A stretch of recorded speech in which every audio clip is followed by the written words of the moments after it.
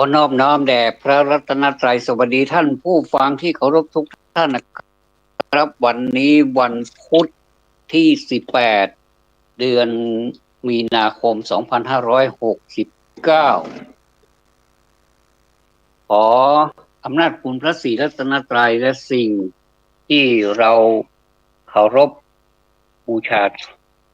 ทุกสิ่งทุกอย่างได้โปรดอำนวยพรให้ผู้ที่มีวันคล้ายวันเกิดในวันนี้นะครับให้มีความสุขความเจริญแต่อย่าลืมนะครับว่าลำพังแต่เราอวยพรให้กันเนี่ยมันเป็นเพียงแต่การให้กำลังใจถ้าจะให้สุดๆให้เต็มบริบูรณ์และต้องปฏิบัติเองการให้กำลังใจกันก็เป็นสิ่งดีนะครับแบ่งปันกันด้วยไม่ได้ซื้อขายด้วยการให้กันแบบเต็มใจผู้ให้แล้วก็เต็มใจผู้รับทั้งสองฝ่ายมีความสุขขอให้ความสุขนี้ปกคลุมไปทั่วผืนแผ่นดินนี้รวมไปถึงความขัดแย้งต่างๆที่เกิดขึ้นในโลกให้จบลงด้วยดีเพราะว่าเมื่อใดมีสงครามเมื่อนั้นเราย่อมมีผลกระทบไม่ไม่อย่างก็อย่างครับซึ่งตอนนี้ก็มีผลกระทบปกติก็มีผลกระทบอยู่แล้วล่ะทีนี้เมื่อเพิ่มเข้ามาอีกก็เป็นภาระที่หนักเข้าไปอีกนะครับวันนี้อยากจะพูดในรายการจำนันจาในวันนี้นะครับว่าคนเราเนี่ยนะครับเกิดมาแล้วเนี่ยต้องการที่จะได้สิ่งที่ดีๆได้สิ่งที่มันสวยๆงามๆที่มันถูกอกถูกใจที่อยากจะเหมือนกับซื้อของอยากจะได้ราคาถูกแต่ว่าอยากจะได้คุณภาพดีๆอย่างเนี้ยมันเป็นธรรมชาติของมนุษย์แต่ว่าจะหาได้ที่ไหนก็ไม่มีนะครับมันไม่ค่อยมีถึงมีก็มีน้อยเหลือเกินหายากทำยายากเหลือเกินทำยาหยอดตายากเหลือเกินโบราณว่าไว้นะครับก็ในเมื่อเราอยากจะได้ของที่มันมีราคาที่พอสมน้ำสมเนื้อกับคุณภาพเนี่ยก็สมควรเถอะถึงแม้ว่าจะแพงเหมือนชีวิตของเรานี่แพงเหลือเกินนะจริงๆชีวิตของแต่ละคนนี่ไม่ใช่ราคาถูกนะถ้าเรานึกถึงย้อนภาพไปในอดีตที่เราโตขึ้นมาเนี่ยเราเสียตังค์ไปเท่าไหร่แล้วคุณดูแลเราเนี่ยเสียเวลาไปเท่าไหร่แล้วเราก็ดำรงชีวิตมาได้อย่างไรอันนี้น่าคิดนะท่านผู้ฟังว่าถ้าเราไม่มีวันนั้นแล้วเราจะมีวันนี้ได้อย่างไรอันนี้น่าจะมาสนทนากันน่าจะมาเป็นการตั้งประเด็นแล้วก็พูดจากันแทนที่เราจะไปพูดเรื่องอื่นเราก็มาพูดถึงเรื่องชีวิตแต่ว่าอย่าให้มันรันทดนักอย่าเอาความเศร้าอะไรเข้ามาปนนักก็มีบ้างเป็นฉากเป็นตอนไปเป็น EP ไปอย่างเนี้ยนะครับก็คือมันเป็นบทมันเป็นบทละครที่เหมือนกับผู้กำกับสั่งให้เราเล่นบทนี้เราก็ต้องเล่นจนได้บทร้องไห้ก็ร้องไห้จนน้ำตาออกมาเป็นเหมือนกับชีวิตจริงเนี่ยครับแต่ก็อย่าเล่นบทเศร้าเกินไปก็ให้มันมีบทตลกบ้างมีบทร่าเริงมีบทธรรมะเข้าไปแทรกบ้างว่าตรงนี้มันมีปัญหาตอนนี้มันมีปัญหาอย่างนี้เราแก้ด้วยอย่างนี้อย่างเนี้ยก็ผมว่ามันน่าจะสนุกดีนะดีกว่าเราอยู่ไปแบบไม่มีเป้าหมายไม่มีกำหนดว่าเราจะอยู่อย่างไรให้มีความสุขแล้วก็อยู่อย่างไรให้ชีวิตนี้ให้สมกับราคาที่เราจ่ายไปแพงเหลือเกินอย่างเนี้ยถ้ามันสมน้ำสมเนื้อกันแบบนี้เขาเรียกว่าซื้อของแพงจริงแต่ว่าได้คุณภาพดีมากอย่างเนี้ยนะครับ มาพูดถึงราคาสินค้าเนี่ยซึ่งมันเป็นธรรมชาติของคนเรานะครับว่าเออทำไมสิ่งนี้มันแพงเออสิ่งนี้มันแพงจังก็เพราะว่าท่านลองคิดดูนะครับว่าทำไมถึงแพงเราเราอยากจะให้ใช้คำใหม่ว่าไม่ใช่ของแพงแต่เป็นของที่ราคาสูงราคาสูงนี่น่าฟังนะจะจะเป็นการ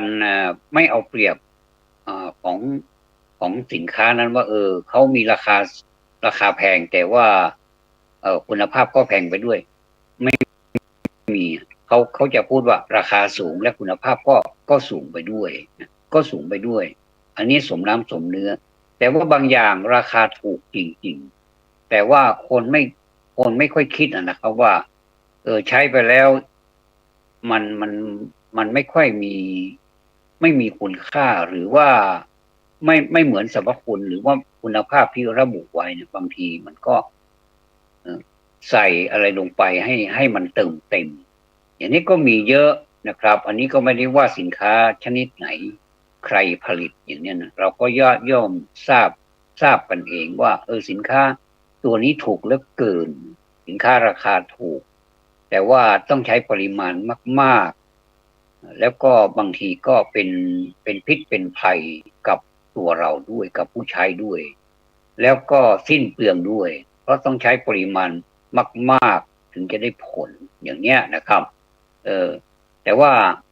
สินสินค้าที่เขามีราคาสูงเนี่ยใช้ไม่มากแต่ว่าราคาดีมากคุณภาพดีมากอย่างเนี้ยนะครับอันนี้พูดถึง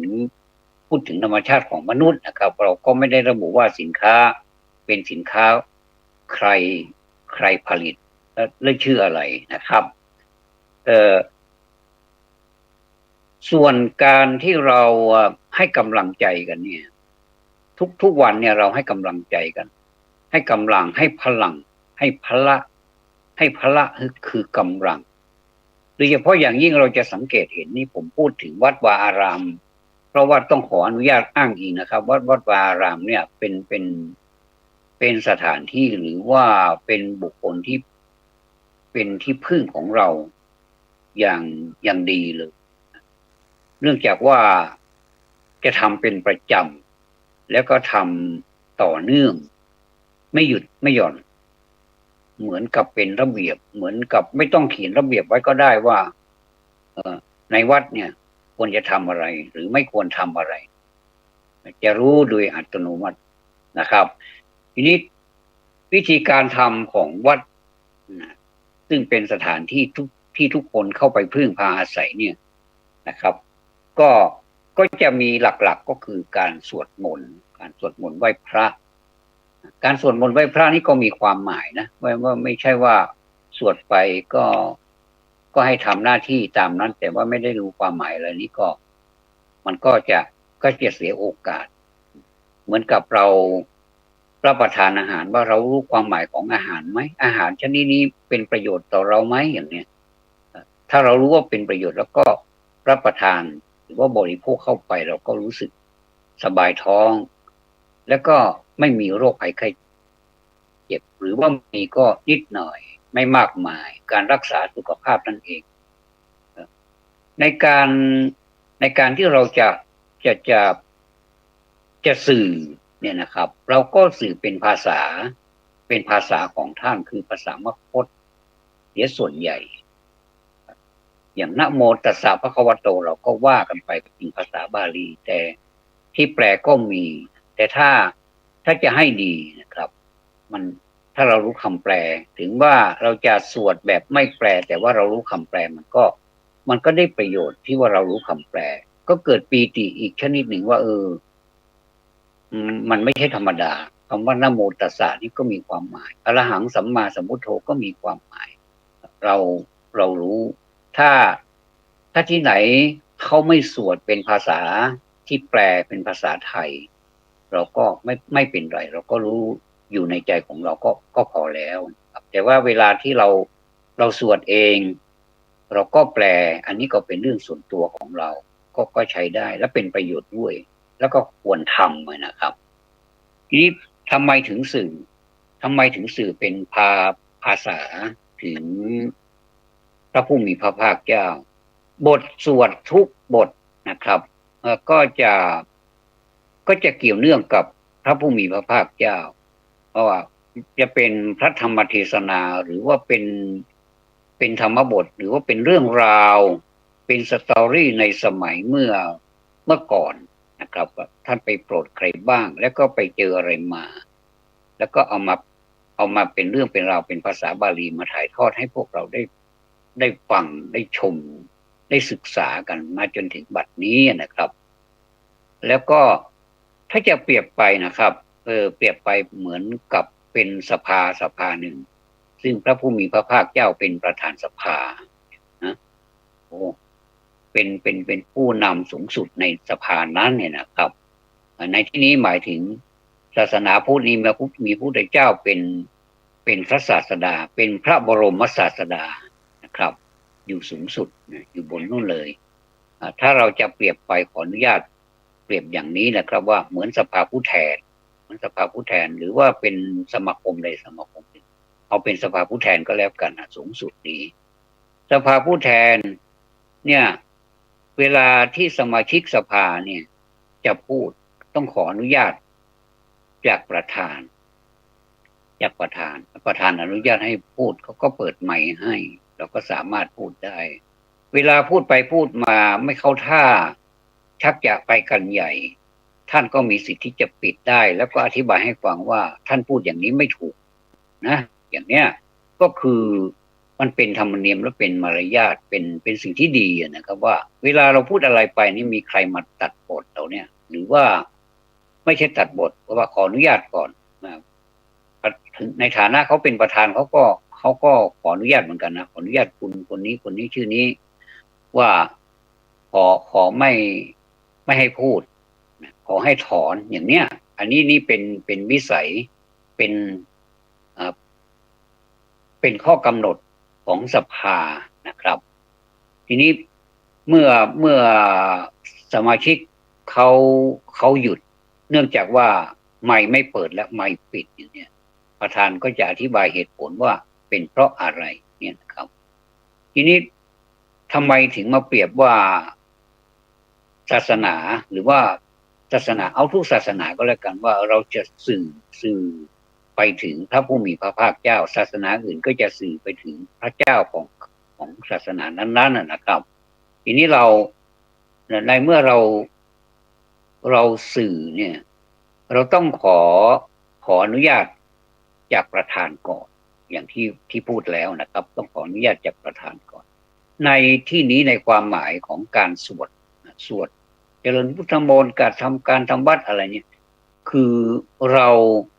าอาศัยบทของคัมภีร์หรือว่าสวดมนต์เนี่ยสวดเพื่อที่จะสื่อถึงพระผู้มีพระภาคในตอนเช้าทุกเช้าเนี่ยนะครับเราจะสังเกตเมื่อเสียงระฆังดังขึ้นเลยเนี่ยอย่างที่เคยพูดมาหลายครั้งเหมือนกันว่าบางทีก็ก่อนระฆังขึ้นด้วยซ้ำก่อนสัญญาณระฆังก็พระสงฆ์ก็พร้อมกันแล้วณที่ใดที่หนึ่งที่จัดเอาไว้ในวิหารก็ดีในโบสถ์ในอุโบสถหรือว่าในศาลาแล้วแต่เนี่ยนะครับแล้วแต่ความสะดวกถ้าเป็นกลางพรรษานี่ก็ส่วนมากก็จะในวิหารหรือพระวิหารซึ่งจะสะดวกนะถ้าในศาลากลางแจ้งมันก็ไม่สะดวกเพราะมันมีฝนเนี่ยนะครับก็แล้วแต่สถานการณ์ก็เมื่อไปพร้อมกันแล้วเนี่ยเราก็จะมีการนมัสการพระพุทธเจ้าก่อนนมัสการพระรัตนตรัยก่อนซึ่งขึ้นคำว่าโยโสภควารังสัมมาสัมพุทโธสวากขาโตภเยนะภควตาธัมโมเป็นธรรมวัดเช้าเนี่ยนะครับก็ทำไปจนจบเนี่ยก็บางวัดก็จะมีถ้าเป็นวันพระอย่างวันเนี้ยเป็นวันพระใหญ่เนี่ยครับวันพระใหญ่พระเล็กก็แล้วแต่บางวัดเนี่ยหลายวัดก็จะไม่มีหยุดนะแม้แต่จะออกพรรษาแล้วก็ตามหลายวัดก็ยังจัดให้มีการเป็นวันธรรมสวนะก็คือวันฟังเทศน์นะแล้วแต่ว่า จะสมควรไหมวันนั้นถ้าไม่มีเทศก็จะมีการทำบุญตักบาตรแล้วก็ถวายข้าวปลาอาหารซึ่งก็เรียกว่าเป็นภัตตาหารและบริวารต่างๆเนี่ยนะครับบางวัดก็จะมีการเทศด้วยให้ถวายพรพระด้วยเนี่ยนะครับก็ให้พรแผ่เมตตาก็มีอยู่เหมือนกันนะก็เป็นการดีพอสายพอพระสงฆ์ท่านทำวัดตอนเช้าเลยนะมันจะมี2 รอบนะตอนเช้าหลายวัดก็พอมาตอนอีกช่วงหนึ่งที่ญาติโยมพากันมาแล้วก็จะมีทำวัดพระสงฆ์ด้วยแล้วก็คฤหัสถ์ก็คือฆราวาสก็คือญาติโยมนี้ด้วยนะไปสวดอีกครั้งหนึ่งอันนี้จะเป็นสวดแปลตอนเช้านี้ไม่มีแปลแต่ว่าอีกช่วงหนึ่ง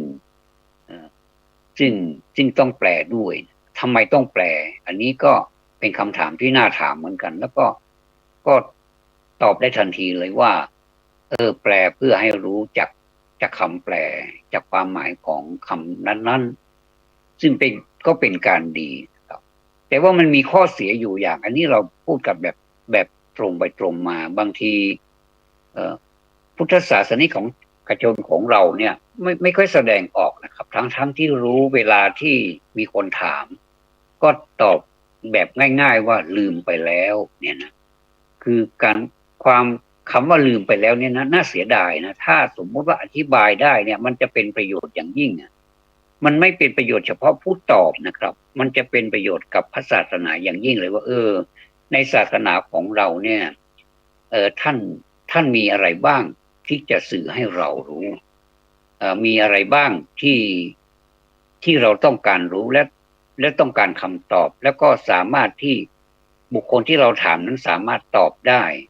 ถึงไม่เต็มบริบูรณ์ก็สามารถตอบได้พอสมควรก็เป็นที่พอใจระดับหนึ่งแล้วเนี่ยอย่างเนี้ยนะครับผมว่าอย่างเนี้ยจะเป็นประโยชน์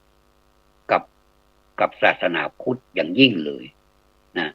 อย่างที่ศาสนาอื่นเขาทำกันเขาสามารถสื่อให้ถึงกันได้แต่ก็มีนะครับนักปราชญ์ในประเทศของเราเนี่ยในสยามประเทศหรือว่าประเทศไทยเนี่ยนะครับหรือว่าศาสนาพุทธของเราเนี่ยก็ยังมีนักปราชญ์แต่ว่ามันมีน้อยเหลือเกินนะมันมีน้อยเหลือเกินนอกจากนั้นเนี่ยก็อยากจะให้แบบเพิ่มขึ้นนะพูดถึงว่าถ้าอยากจะให้อะไรเพิ่มขึ้นนะผมว่าอยากจะให้ความหมายของศาสนาเนี่ยให้เพิ่มขึ้นในด้านของการสื่อถึงความหมายว่าพุทธศาสนาของเรานี่สอนอะไรคำนี้มันแปลว่าอะไรบาลีเป็นอย่างนี้ถ้ามีบาลีเข้าไปด้วยแล้วก็สามารถเปิดความหมายให้ดูด้วยว่ามันมีรากศัพท์มาจากอะไรแล้วทำไมแปลอย่างนี้จริงๆแล้วมันก็ไม่ได้แปลอย่างเดียวครับมันไม่ได้แปลเป็นความหมายเดียวก็ตัวหนึ่งก็แปลได้หลายอย่างเอาแทนกันได้เหมือนภาษาอังกฤษเลยตัวหนึ่งเนี่ยโอ้แปลยืดยาวเลยบางทีก็เป็นไปคนละเรื่องละราวเลยแต่ว่าก็เป็นตัวเดียวกันบางทีบางทีก็ต่ออะไรเข้าไปหน่อยหนึ่งก็ความหมายก็เปลี่ยนแต่ว่ารากศัพท์ของมันก็มาจากอันเดียวกันนั่นแหละนะครับเหมือนไก่นะเหมือนไก่ไก่ตัวนี้เป็นไก่ไทยนะไก่ในประเทศไทยพอไปถึงประเทศอื่นก็จะเป็นไก่ประเทศอื่นซึ่งมันก็เป็นไก่เหมือนกันนะสระไอกอไม่เอกไก่ก็แต่ว่าไก่นี่เวลาขันเขาขันเหมือนกันไหมเนี่ยก็ต้องไปพิจารณาไปดูอีกทีหนึ่งว่าเขาขันกันเหมือนกันไหมส่วนมากมันก็จะเหมือนกันทั่วโลกกันขันไก่มันก็ขันเป็นภาษาของมันแต่ว่าเวลาคนหรือว่ามนุษย์เนี่ยไปสื่อถึงสัตว์เรียกไก่บ้างเรียกสุนัขบ้างอะไรบ้างเนี่ยเขาก็จะมาตามภาษาของเขาถ้ามันเป็นประเทศไทยเราก็จะเรียกไก่อีกอย่างหนึ่งจะเรียกให้ไก่มาหานี่อีกอย่างหนึ่งกุ๊กกุ๊กกุ๊กกุ๊กเนี่ยเรียกสุนัขก็อีกอย่างหนึ่งเนี่ยก็จริงๆแล้วก็ขันก็จะ ก็จะร้องสุนัขก็จะร้องเหมือนกันเวลาวิ่งเวลาอากัปกิริยาของเขานี่ก็จะเหมือนกัน ถ้าเราดูแล้วเราสังเกตดูก็จะเป็นไปทั่วโลกเนี่ยมันไม่แปลกแตกต่างแต่ว่าภาษาที่เขาเรียกนะก็แปลกต่างกันไปจริงๆแล้วมันก็มาจากรากศัพท์อันเดียวกันก็คือไก่สุนัขอย่างนี้เป็นต้นนะครับ ทีนี้เอ่อทำไมจะต้องให้มารู้ด้วย ไม่รู้ไม่ได้หรืออันนี้ก็ก็น่าคิดเหมือนกันนะคำถามนี้ก็น่าคิดแต่ถ้าจะตอบ ถ้าจะให้ตอบก็ตอบว่าได้นะมันก็ได้อย่างที่เราอยู่กันอย่างนี้ก็ได้ แต่ว่าเราเสียดายนะหลายท่านก็เสียดายในสมาคมของผู้รู้ทั้งหลายนักปราชญ์บัณฑิตทั้งหลายเนี่ยเวลาไปเจอกันเนี่ยนะถ้าไปเจอกันแบบว่ากัลยาณมิตรหรือว่าผู้ปฏิบัติธรรมหรือว่าผู้รู้ผู้ไปในธรรมเนี่ยนะไม่ถึงกับเคร่งครัดอะไรมากนักหรอกนะครับก็เพียงแต่ว่าให้อยู่ตามธรรมานุธรรมปฏิคือปฏิบัติไปตามสมควรแก่ธรรมมันนะทำมากหรือน้อยไม่ได้เกี่ยวแต่ว่าพอไปพบกันเนี่ยก็จะพูดถึงธรรมะแล้วก็จะมีคติแทรกเข้าไปด้วยแล้วก็มีความบันเทิงเข้าไปด้วยมันก็ดีกันนะเหมือนกับเราเป็นอาหารมื้อพิเศษเนี่ยซึ่งเราก็รู้อยู่ว่าสำหรับคนที่ไม่ชอบแล้วก็จะไม่ใช่อาหารมื้อพิเศษหรอกเป็นยาโขมหม้อใหญ่อันนี้ก็แล้วแต่ว่าถ้าพูดถึงอันนี้พูดถึงโดยกว้างๆนะโดยทั่วไปไม่จำเพาะเจาะจงว่าเป็นใครหรือว่าเป็นสถานที่ไหนอย่างไรนี่ไม่ใช่ก็คือว่าถ้าเรามีสิ่งนี้แล้วเนี่ยถ้าเราได้สิ่งนี้เข้ามาสมทบมาเสริมอีกเนี่ยมันก็เป็นการดีเหมือนกับยางรถนะเหมือนกับยางรถทำไมก็ต้องเสริมใยเหล็กด้วยทำไมต้องทำนู่นทำนี่ให้มันทนเพราะว่ารถทั้งคันเนี่ยน้ำหนักมันไปลงที่ยางรถรถจะวิ่งไปได้จะแล่นไปได้ก็ต้องที่ยางรถในขณะเดียวกันในยางรถนี่ถ้าหากว่า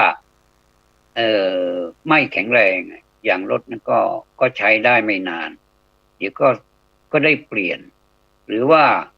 ไม่ทันเปลี่ยนก็เกิดอุบัติเหตุซะก่อนยางรถแตกเนี่ยแล้วก็ยางรถไม่ดีไม่มีคุณภาพก็พาไปประสบอุบัติเหตุอย่างนี้ก็มีก็เห็นกันอยู่ยางระเบิดเลยแล้วก็ผู้ที่อาศัยไปในรถนั้นก็ได้รับอันตรายบางชีวิตก็ถึงกับต้องเสียชีวิตไปถ้าไม่เสียชีวิตก็ป่วยหนักมากปางตายก็มีอย่างนี้นะเจ็บเล็กๆน้อยๆก็มีบ้างเนี่ยครับอย่างที่เป็นข่าวอย่างนี้เป็นต้นนะครับอันนี้แหละคือพุทธศาสนิกชนเนี่ยนะเหมือนกับเป็นยางรถต้องมีการเสริมขนาดเรารับประทานอาหารเรายังมีอาหารเสริมเลยหรือว่าเสริมอาหารเข้ามาเสริมด้วยนะเพียงลำพังแต่กินข้าวเนี่ยเราก็รู้สึกว่ามันก็ได้พลังแล้วนะแต่ได้พลังแต่มันบางทีมันก็ขาดมันไม่ครบหมู่ก็เสริมตัวนั้นไปตัวนี้ไปก็รู้สึกว่ามันดีขึ้นและทำให้สุขภาพของเราดีขึ้นอย่างเนี้ยเพราะฉะนั้นอาหารเสริมนี้ก็ยังจำเป็นอยู่สำหรับทุกคนนะพูดถึงว่าทุกคนต้องมีอาหารเสริมถ้าไม่อย่างหนึ่งก็อย่างหนึ่งแล้วถึงแม้ว่าจะเกิดมานะโครงร่างของแต่ละคนนี่ไม่เหมือนกันนะบางคนก็แข็งแรงนะโอ้ปึ๊กเลยแน่นปึ๊กกล้ามเป็นมัดเลยอย่างเงี้ยแต่ว่ามันก็เป็นอย่างอื่นอีกเนี่ยในเมื่อมันเป็นอย่างอื่นอะไรแล้วที่มันเป็นอย่างอื่นก็เอาที่มันมาให้มันเสริมอย่างอื่นที่ว่าเนี่ยไม่รู้อะไรก็สามารถที่จะทำให้มันทำงานได้นานคงสภาพนานขึ้นถามว่าถ้าตามความเป็นจริงเราคนเราเนี่ยในเมื่อสุขภาพมันดีเราจะไม่ตายแล้วใช่ไหมก็ไม่ใช่เป็นคำตอบที่แบบไม่ใช่ คือต้องตายแต่ว่าก่อนที่เราจะตายก่อนที่เราจะไปจะเสียชีวิตเนี่ยเราต้องอยู่ดีมีสุขใช่ไหมคนเราต้องการอยู่ดีมีสุขเราไปที่ไหนเขาก็เวลาเขาอวยพรให้กันและกันเนี่ยเขาจะบอกว่าให้อยู่ดีมีสุขนะอยู่เย็นเป็นสุขนะเนี่ยเมื่ออยู่เย็นมันก็เป็นสุขอยู่ดีมันก็มีสุขอยู่ดีอยู่เร่งยังไงอยู่ดีๆอยู่แบบไม่มีปัญหาเรื่องสุขภาพอย่างเนี้ยเขาเรียกว่าอยู่ดีๆก็อยู่เย็นอยู่เย็นก็ใจเย็นใจเย็นสบายโล่งไม่โลภไม่โลภมากไม่โกรธใครจนเกินไปหน้าดำคล่ำเครียดจนหมองคล้ำไปอย่างเนี้ยแล้วก็ไม่หลงไม่หลงสามตัวเนี่ยที่เรียกว่าเป็นไฟนะเป็นไฟเมื่อมันเผาผลาญเมื่อไหร่แล้วก็มอดไหม้ทุกทีเลยนะจุนเป็นจุนมหาจุนไปเลยเนี่ยน่ากลัวมากๆเลยแต่คนเราไม่ค่อยพูดถึงกันหรอกนะแล้วก็อยู่กันไปอย่างเนี้ยที่ว่าเรา เออ อันนี้นี่พูดเป็นกลางๆนะว่าชีวิตเหมือนไม่มีความหมายเหมือนเกิดมาแล้วทิ้งกว้างๆสงสารเขาบ้างนะสงสารร่างกายที่เราได้มาเนี่ยโอ้อัตภาพที่วิเศษมากๆเลยนะครับถึงแม้ว่ามันจะขาดตกบกพร่องในสิ่งใดสิ่งหนึ่งแต่เราก็ถือว่าเป็นมนุษย์นะโอ้เป็นมนุษย์เนี่ยสุดยอดมากๆเลยไม่มีอะไรเทียมทานได้เลยเนี่ยขนาดเทวดายังอยากจะเป็นมนุษย์เลยท่านลองคิดเอาเองก็แล้วกันว่าทำไมเทวดาถึงอยากเป็นมนุษย์บางคนก็จะบ้าเลยเป็นเทวดาก็ดีแล้วคุณไม่รู้อะไรบอกความเป็นมนุษย์มันเป็นประเสริฐสุดเลยนะแล้วก็มันรู้จักทุกข์ด้วยนะมันรู้จักวัฏฏะมันรู้จักความทุกข์ความสุขอยู่ในนี้หมดเลยประเสริฐที่สุดก็อยู่ในนี้เร็วที่สุดก็อยู่ที่นี่ปานกลางก็มีในเนี้ยคนโอ้สารพัดเลยนรกชัดๆเลยก็อยู่ในเนี้ยสวรรค์ชัดๆเลยมันก็อยู่ในนี้แหละจะเอายังไงเพราะฉะนั้นนี่เมื่อเทวดาท่านเห็นอย่างนี้แล้วก็ท่านก็อยากจะเป็นมนุษย์นั่นเองจริงๆแล้วนะตามที่ปรากฏในเรื่องราวของศาสนานะบอกว่ามีคนถามเทวดาว่าท่านสมมติว่าท่านสิ้นบุญจากเทวดาไปแล้วเนี่ยบางทีก็เทวดาก็สนทนากันท่านอยากเป็นอะไรบอกไม่อยากจะไปอยู่สวรรค์ไม่อยากจะไปชั้นโน้นชั้นนี้ละท่านจะไปไหนแทนที่จะอยู่สวรรค์ชั้นนี้มันมีชั้นกลางชั้นสูงอะไรเนี่ยทำไมท่านไม่อยากไปเป็นเทวดาชั้นโน้นชั้นนี้บ้างล่ะบอกปฏิเสธเลยโนเลยจะไปไหนล่ะคำตอบที่ได้ก็คืออยากจะเป็นมนุษย์ก็แปลกดีทีแรกผมก็เมื่อไปเจออย่างนั้นผมก็งงเหมือนกันว่าทำไมเทวดาอยากเป็นมนุษย์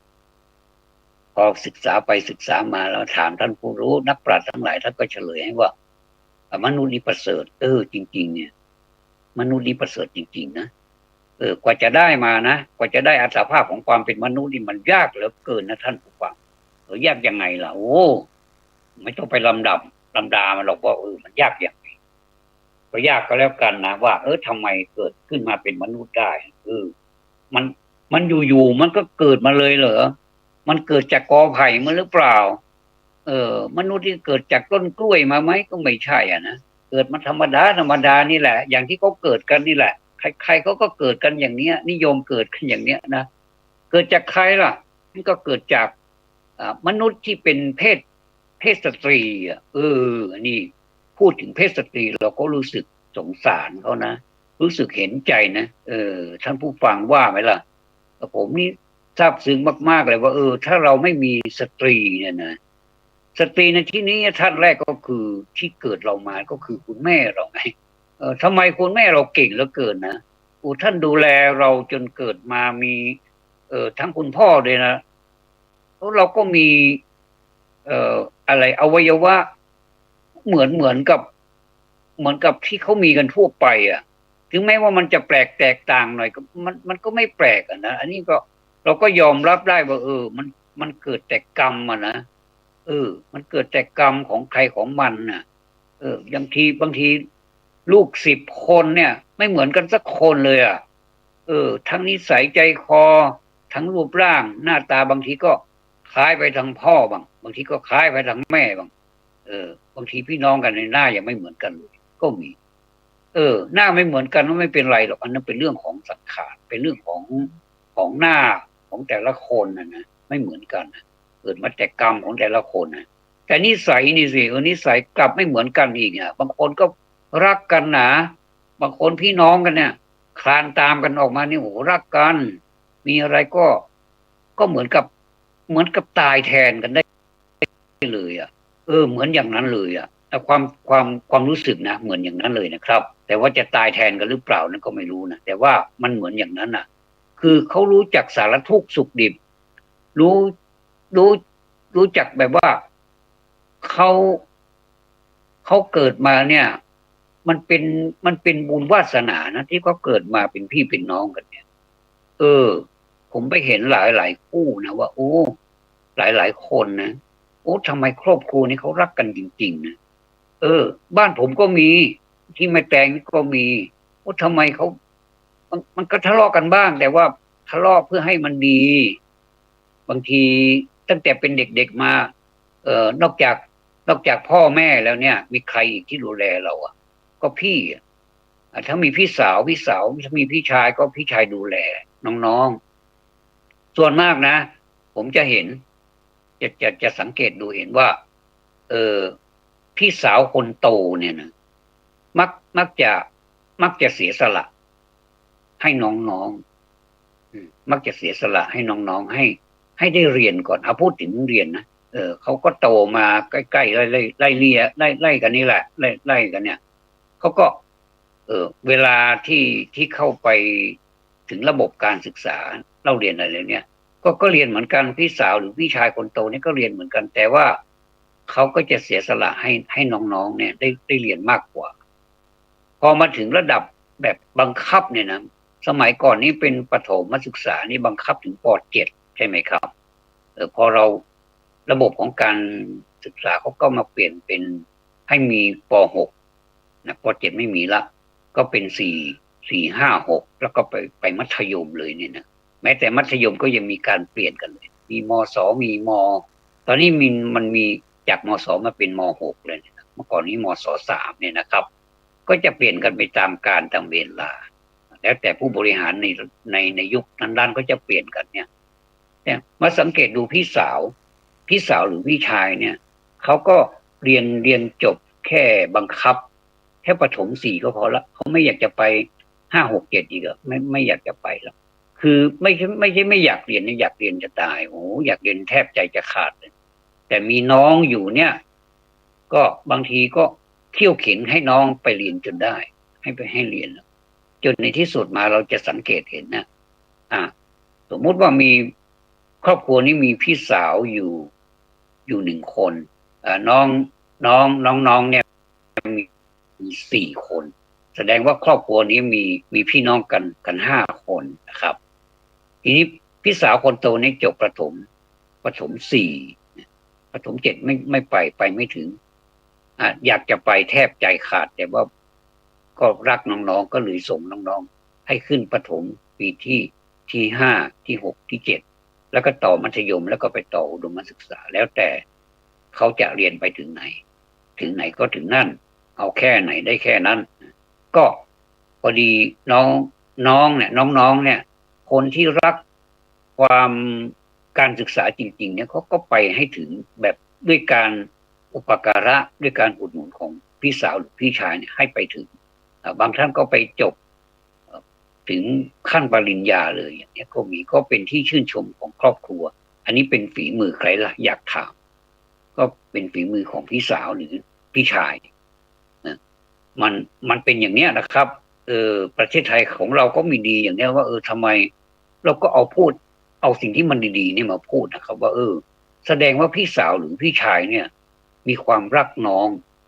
งชายก็ตามน้องสาวก็ตามที่เขาต้องการอยากจะเรียนนะบางทีก็ไปเจอแบบไม่เอาฐานนะเข็นอย่างไรมันก็เข็นไม่ขึ้นเหมือนเ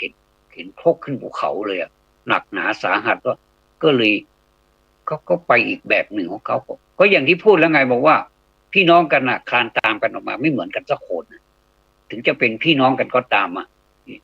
เขาไปตา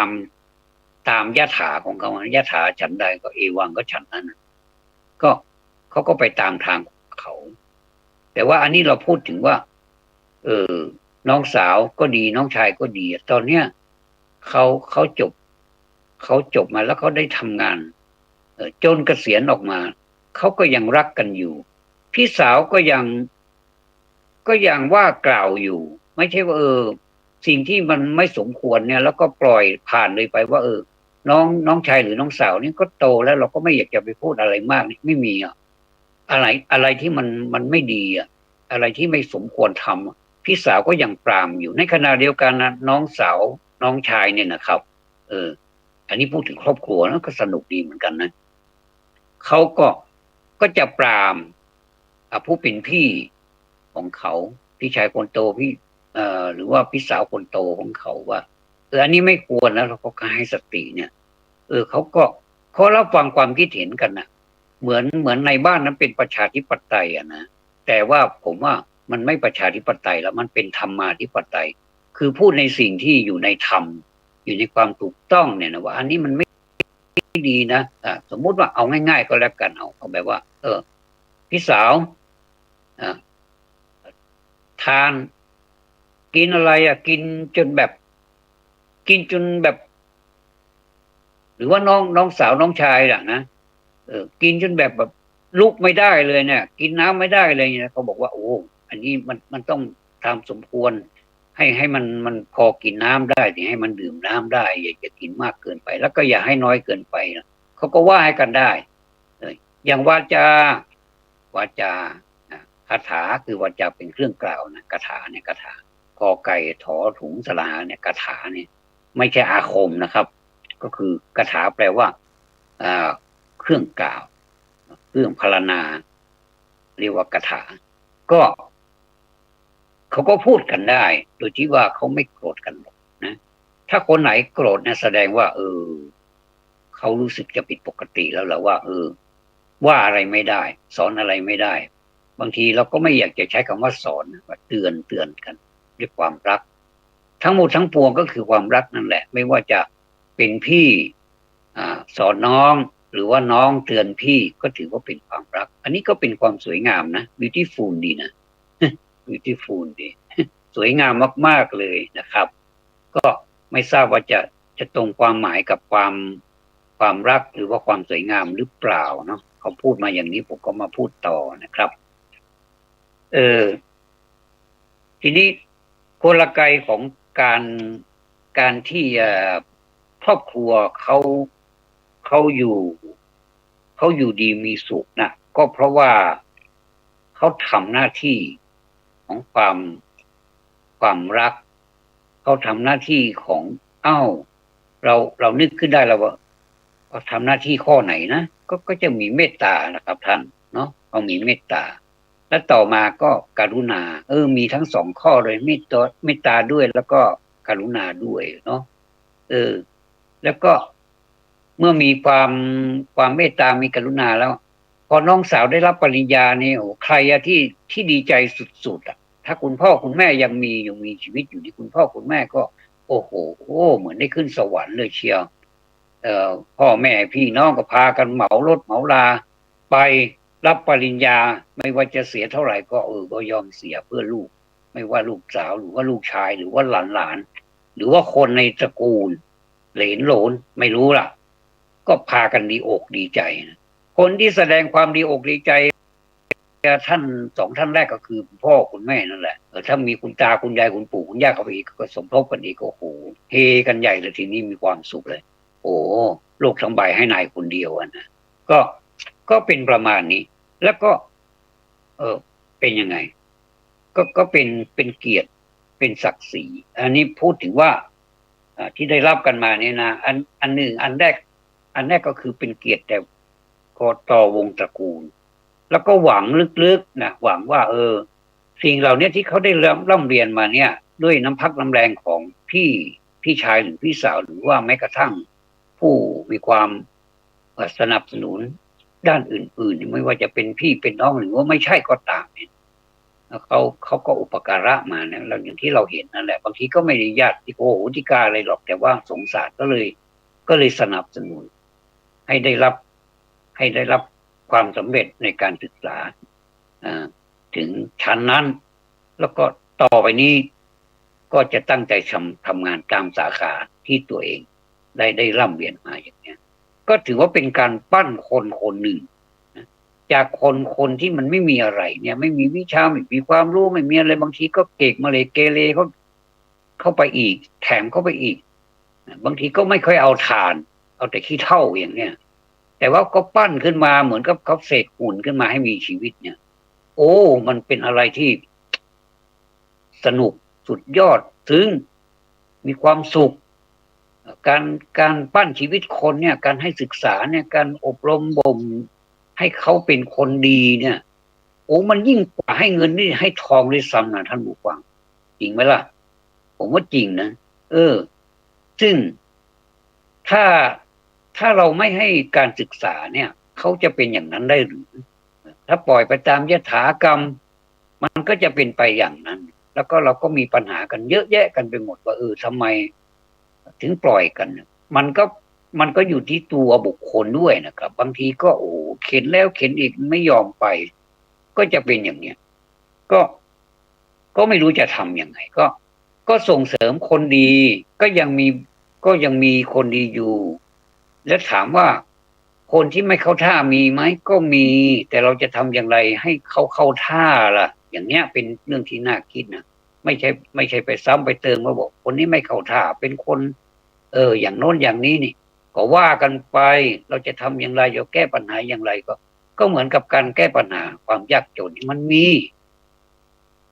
เมื่อมันยากจนได้มันก็รวยได้เหมือนกันเมื่อมันโง่ได้มันก็ฉลาดได้มันก็เป็นเหตุปัจจโยนะก็คือมีเหตุมีปัจจัยเมื่อเหตุเป็นอย่างนี้ผลมันก็เป็นอย่างนี้ใช่ไหมครับเพราะฉะนั้นเนี่ยก็ยังมีหวังอยู่นะก็ยังมีหวังอยู่ไม่ว่าคนเช่นไรจะเกิดในครอบครัวเช่นไรมั่งมีสีสุขหรือว่าทุกข์ยากอดอยากเหลือเกินแต่ก็สามารถขึ้นมายืนได้เสมอกันได้การศึกษาไม่มีหมดอายุเพียงแต่ว่าคนจะหมดอายุไปจากการศึกษาซะก่อนเนี่ยอันนี้มีเยอะแต่การศึกษาเนี่ยมันล้ำหน้าเราจะไขว่คว้ามาได้อย่างไรเนี่ยอันนี้ก็เก็บไว้ให้คิดฝากไว้ให้คิดด้วยนะครับอันนี้ผมก็ได้เปรียบเทียบมาแล้วว่าเวลาที่เราจะพูดเราจะสื่อเนี่ยเราก็ต้องถ้าเป็นประธานสภาเนี่ยเราต้องขออนุญาตจากประธานสภาเวลาที่เราพูดเราก็พูดกับประธานสภานะเพื่อฝากไปถึงคนหนึ่ง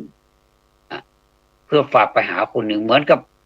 ก็เป็นเรื่องน่าแปลกนะบางทีผมเมื่อก่อนไม่เข้าใจว่าทำไมไม่พูดกับเขาเลยล่ะทำไมต้องไปพูดกับประธานสภาก็เพราะประธานสภาเป็นใหญ่ในสถานที่แห่งนั้นเขาต้องให้เกียรติประธานสภาและประธานสภาเป็นผู้ที่มีอำนาจมีหน้าที่ที่จะดำเนินรายการต้องมาลงที่ประธานสภาหมดเลยอันเนี้ยใครว่าประธานสภามีความสุขล่ะไม่มีหรอกนำซ้ำยังมีความกังวลมีงานเยอะแยะไปหมดคนที่มาประชุมเนี่ยเหมือนลูกเหมือนหลานก็คนนั้นก็ต้องการแบบนี้คนนี้ก็ต้องการแบบนี้โอ้โหเป็นครอบครัวเดียวกันน่ะเป็นครอบครัวใหญ่ตั้ง500เนี่ยอย่างเนี้ยโอ้จะทำยังไงให้ควบคุมอยู่ได้เนี่ยนะก็ยากเหมือนกันนะอันนี้ก็ต้องบางทีเขาก็ทำงานนะเนี่ยพูดถึงสภาหน่อยว่าเวลาเขาทำงานเนี่ยนะมันก็มีผิดบ้างมันก็มีบกพร่องบ้างแล้วก็ให้อภัยกันไปเนี่ยนะครับเมื่อกี้นี้ผมพูดถึงมีหลักธรรม2 ข้อคือเมตตากรุณานะต่อไปเมื่อเขาได้ดีแล้วนะเขาได้รับสิ่งที่เป็นเครื่องการันตีมาแล้วเนี่ยว่าเขาได้สิ่งนี้มาแล้วเนี่ยเขาก็ตั้งใจไปสอบไปทำงานก็มีการกระบวนการเขาอีกว่าไม่ใช่ได้มาแล้วก็ทำงานได้เลยนี่มันไม่ค่อยมีหรอกนะมันต้องมีการสอบแข่งขันกันอย่างเนี้ยก็ต้องให้แบบเก่งจริงๆถึงจะแข่งขันสอบแข่งขันได้เนี่ยในระบบของการเข้าไปทำงานเนี่ยมันก็ต้องมีอย่างนี้นะครับทีนี้ก็ทนกันไปงวดนี้ไม่ได้ก็งวดหน้าก็ได้หรือว่าที่นี้ไม่ได้เราก็เปลี่ยนแผนใหม่ก๊อก1มันไม่ได้ก็ไปก๊อก2เนี่ยนะครับก็มีการปรับเปลี่ยนกลยุทธ์ว่าเราชอบอะไรเป็นรองจากนี้ล่ะหรือว่าเราจะเอานี้ให้ได้ก็ต้องรอหน่อยบางทีสิ่งนี้เราไม่ค่อยต้องการเท่าไหร่หรอกแต่ว่าทำไปก่อนเถอะเพื่อรายได้ เพื่อให้เรานี้ส่งตัวเองได้ก็ทำไปก่อนเพื่อ แล้วก็อีกอย่างหนึ่งก็คือเพื่อหาประสบการณ์ไปก่อนไม่เป็นไรหรอกแล้วก็เหมือนกับเจ้าสัว เมื่อก่อนนี่จะอยู่ขึ้นมาเป็นเจ้าสัวเลยมันเป็นไปไม่ได้ มัน the impossible ก็คือต้องไปทำอะไรก่อน ต้องไปทำงานหนักก่อนบางท่านก็ถึงมือแตกเลยนะหน้าก้านหน้าดำตัวผอมกระหล่องกล่องพอมาเป็นเจ้าสัวโอ้โหดูดีไปหมดเลยนะมีราศีมีออร่ามีสง่ามีความสง่างามอ่ะองค์อาจเนี่ยคือเหมือนเท้าพญาเลยอะเนาะคือสั่งการได้อะเป็นใหญ่ เป็นใหญ่คือมีทั้งเงินมีทั้งอำนาจสารพัดอะไรเงี้ยขอถามทีเถอะว่ากว่าที่เจ้าสัวคนที่ว่าเนี่ยจะขึ้นมาถึงขั้นนี้ได้เนี่ยเขาผ่านอะไรมาบ้างเนี่ยนะคืออันนี้ก็ไปหาดูหนังสือนะแต่ละความสำเร็จของเจ้าสัวหรือว่าความสำเร็จของแต่ละท่านที่ประสบมาเนี่ยเขาเจอหนักหนาสาหัสบางคนก็เกือบตายเหมือนกันนะครับ อันนี้ก็เหมือนกันนะครับคนหนึ่งได้ปริญญามาหรือว่าได้รับความรู้มาแล้วก็ไปสอบมาแล้วก็ได้โอ้บางคนนี่ไปสอบหลายที่กันเผื่อไว้เนี่ยอันนี้ก็ลองไว้เป็นลองเอาไว้สมมุติว่าอันนี้มันไม่ได้อย่างที่ใจอันที่สองมันก็ยังได้อย่างที่พูดว่าก๊อกหนึ่งก๊อกสองอะไรเนี่ยเป็นกลยุทธ์นะครับบางคนก็โอ้ได้ทีเดียวเลยตั้งหลายสาขาเอาเลือกเอาดีๆก็อยู่ที่การตัดสินใจเขาจะไปทางไหนเนี่ยนะบางคนไปสอบเป็นชอบเป็นตำรวจอย่างเนี้ยตำรวจก็ได้ทหารก็ได้หลายอย่างเราจะไปต่อตรงไหนดีเนี่ยอย่างเนี้ยก็อยู่ที่ตัวบุคคลนะครับในเมื่อเขาสำเร็จออกมาแล้วเขาได้ทำงานอย่างใจนึกสมใจเขาแล้วก็ทั้งผู้ปกครองด้วยนะก็อยากจะให้ลูกหลานหรือว่าน้องของตัวเองเป็นอย่างนี้จริงๆเผอิญจริงๆเขาก็สอบได้นะจริงๆแล้วก็ทำได้ดีมากเลยแล้วก็ชอบมากๆแล้วก็อยากจะเข้าทำงานนี้เป็นชีวิตจิตใจเลยอย่างเนี้ยมันก็ครอบครัวนี้ก็เป็นครอบครัวสวรรค์ไปเลยเนี่ยนะครับเราก็แสดงความยินดีสิอยู่รออะไรเรารออะไรอีกก็แสดงความยินดีนี่เขาเรียกว่ามุทิตาเวลาเราไปแสดงความยินดีต่อพระสงฆ์ที่สำเร็จอะไรสักอย่างท่านปรับวิทยาฐานะของท่านแล้วเนี่ยก็เรียกว่ามุทิตาสักการะนี่ใช้กับพระสงฆ์ถ้าเรามุทิตาจิตแสดงความยินดีอันนี้ก็เป็นแบบคนธรรมดาสามัญทั่วไปผู้หลักผู้ใหญ่ก็ว่ากันไปตามแบบตามอย่างนะครับเป็นการให้เกียรติกันอย่างเนี้ยก็อันนี้ก็เป็นเรื่องของสังคมที่เขาใช้กันนะครับเขาเรียกว่ามุทิตาแต่ว่าถ้าสมมุติว่าอะไรเราก็ไม่ได้สักอย่างจะส่งน้องเรียนก็ไม่มีตังค์ครอบครัวก็ยากจนต่างดิ้นรนกันเนี่ยมี4-5 คนพี่น้องเนี่ยโอ้สู้ชีวิตกันพ่อแม่ก็ไม่ได้มีหลักฐานอะไรสมมตินะไม่มีที่อะไรบ้านเขาเช่าเขาอยู่อย่างเนี้ยโอ้ลำบากนะก็การกินกันอะไรก็ไม่สมบูรณ์เนี่ยแต่ฝ่าฟันมาได้บางคนก็ฝ่าฟันมาได้ก็โอเคก็ถือว่าแสดงมุทิตาไปแล้วนะแต่ในกรณีที่มันไม่รอดจริงๆเนี่ยเราต้องช่วยกันนะอย่างเนี้ยขอให้มีชีวิตอยู่อย่างเนี้ยแล้วเราก็อยากจะช่วยเขาก็เหมือนกันอยากจะช่วยโอ้ใจจะขาดอยู่แต่เราก็ไม่พร้อมอย่างเนี้ยนะเขาใช้ว่า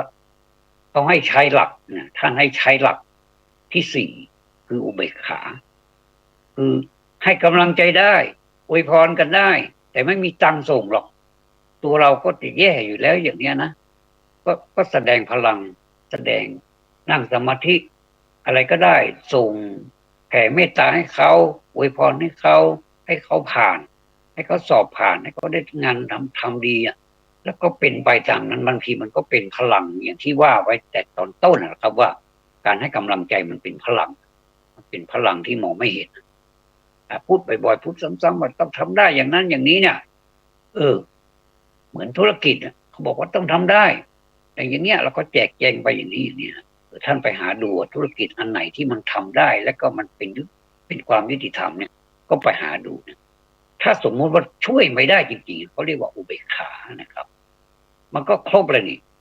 เรียกว่าพรหมวิหารสี่เป็นเครื่องอยู่ของพรหมก็คือมีเมตตา มีกรุณา มีมุทิตาอุเบกขานะการพูดธรรมะทำไมต้องพูดบ่อยๆล่ะถ้าเราพูดบ่อยๆมันก็จำบ่อยๆสิ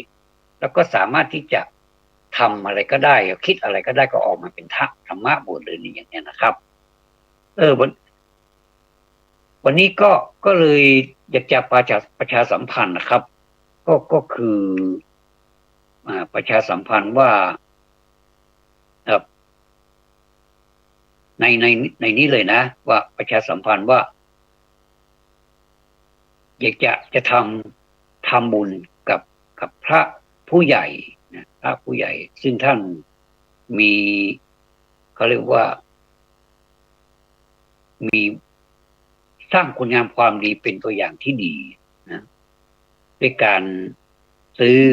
อเครื่องฟอกอากาศถวายท่านพระเดชพระคุณพระเทพปริยัตินะครับที่ปรึกษาเจ้าคณะภาค7ซึ่งผมมีความตั้งใจนะครับอันนี้ก็เลยบอกบุญแบบบอกบุญให้ทราบแค่นั้นเองนะครับว่าถ้าท่านใดมีความประสงค์ที่จะร่วมบุญด้วยนะครับก็ขอเชิญได้นะครับอันนี้ข่าวผมสั้นๆจะซื้อเครื่องฟอกอากาศซึ่งเป็นเรื่องที่ดีมากๆเลยเอาไว้เป็นส่วนตัวของท่านของหลวงพ่อท่านจะได้หายใจแล้วก็จะไปต่อสู้กับ PM 2.5 ด้วยซึ่งเป็นฝุ่นที่ละเอียดมากแม้แต่ในห้องนอนก็ยังไม่เว้นนะครับไม่ใช่ว่าเราปิดห้องนอนแล้วฝุ่นเข้าไม่ได้ว่าเนี่ยไรฝุ่นที่อยู่ที่นอนเนี่ยครับสังเกตดูนะถ้าท่านอยากจะเห็นไรฝุ่นนะท่านลองไปเอาอะไรไปเคาะที่นอนแล้วท่านก็ใช้แล้วปิดไฟให้มันมืดนะแล้วก็ใช้ไฟฉายเปิดส่องดูนะครับอันนั้นแหละคือไรฝุ่นนะครับมันเข้าทางจมูกเราอันเนี้ยทำให้ไม่ให้เราแข็งแรงโดยเฉพาะอย่างยิ่งผู้สูงอายุเนี่ยผมถือว่าถ้าเราไปซื้อถวายเนี่ยจะเป็นบุญมีกุศลมากๆเป็นการทำให้ลมหายใจของท่านบริสุทธิ์แล้วก็ต่ออายุ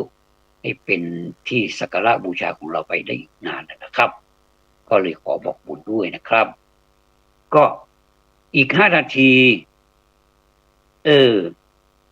ผมก็จะเล่าถึงสิ่งที่มันเป็นเกิดขึ้นในประเทศไทยของเราเนี่ยนะครับว่าทำไมที่มาของมันน่ะมันเป็นยังไงเทพเป็นผู้สร้างเนี่ยนะก็เราก็ได้ยินนะว่ามีสะพานนะอันนี้พูดถึงในกรุงเทพแล้วมั้งเนี่ยในกรุงเทพนะครับว่ามีสะพานข้ามคลองอยู่5 สะพานนะในกรุงเทพมหานครนะที่พระบาทสมเด็จพระจุลจอมเกล้าเจ้าอยู่หัวทรงพระกรุณาโปรดเกล้าให้สร้างเพื่อข้ามคลองพดุงกรุงเกษมหลายท่านไปกรุงเทพบ่อยๆก็จะรู้จักคลองพดุงกรุงเกษมนะหลายท่านไม่ได้ไปก็ไม่รู้จักหรอกแต่ก็เลยเอามาพูดให้กันฟังเพื่อเป็นความรู้พิเศษในวันนี้นะครับแถมให้และยังไม่พอพระราชทานนามให้ทั้ง5 สะพานแปลความหมายได้เหมือนกันหมดว่าเทพเป็นผู้สร้างเทพเป็นผู้สร้างนะครับคือเทวดาเป็นผู้สร้างนั่นแหละท่านทราบหรือไม่ว่าสะพานข้ามคลองทั้ง5นี่มีชื่ออะไรบ้างเนี่ยหลายท่านก็น่าสนใจเหมือนกันนะว่ามันมีอะไรบ้างนะสะพานทั้ง5นะตอบเลยดีกว่านั่นเองเวลาจะหมดก่อนสะพานทั้ง5มีชื่อแปลได้ว่าเทพเป็นผู้สร้างเนี่ยครับมีชื่อดังนี้นะครับสะพานเทเวศนะฤมิตรสะพานวิสุกรรมนฤมานโอ้โหสวยงามสะพานมัคควานรังสรรค์สะพานเทวกรรมรังรักและสะพานจตุรักษ์รังสฤษฎ์โอ้โหนะครับอันนี้ฝากไว้เพื่อเป็นความรู้รอบตัวนะครับผมก็จะหยิบมาฝากท่านเป็นรอบๆไปเป็น EP ไปนะครับขออนุญาตเป็นภาษาอังกฤษหน่อยนะครับขอบพระคุณนะครับสำหรับการติดตามรับฟังรับชมรับฟังในวันนี้ด้วยดีแล้วก็ที่ลืมไม่ได้ก็ขอบพระคุณท่านผู้อำนวยการสถานีวิทยุ 104.50 เมกะเฮิรตซ์ เป็นอย่างสูงยิ่งกราบนมัสการครับขอนำรายการนี้จากลาท่านผู้ฟังไปก่อนจนกว่าเราจะพบกันใหม่ในโอกาสต่อไปสวัสดีครับ